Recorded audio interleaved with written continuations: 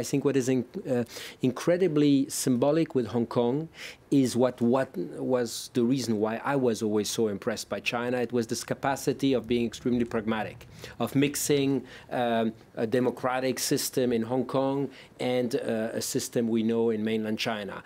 Capitalism, as we mentioned with the entrepreneurs, and state-owned capitalism.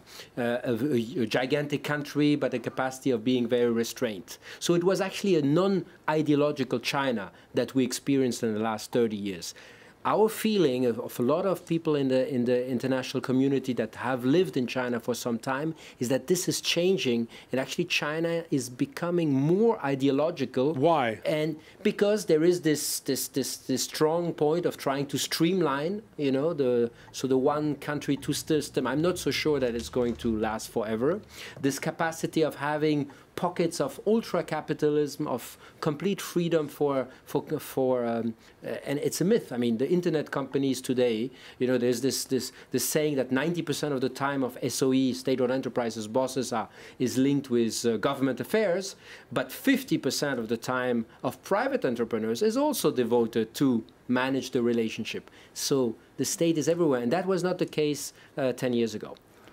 Yeah, just to follow up on what you were saying, I agree it's also for party streamlining, but also maybe just Xi Jinping believes ideologically in the system that is promoted. He believes it. So I mean, we should not put on the side this fact. It's not just cynicism and just using ideology. It's believing in the ideology. At least my impression, based on reading his speeches, based on following him for 5 years, is really that he's doing more than necessary to streamline the party, and this more than necessary indicates a belief. And I think he strongly believes that the Western model, like we can see with Donald Trump, or we can see even with relatively weak democracies in Europe, where they're not able to, you know, solve their matters, like the Euro crisis, etc., is an example for him. So we need to show. I mean, it's a big quest also for the democracy.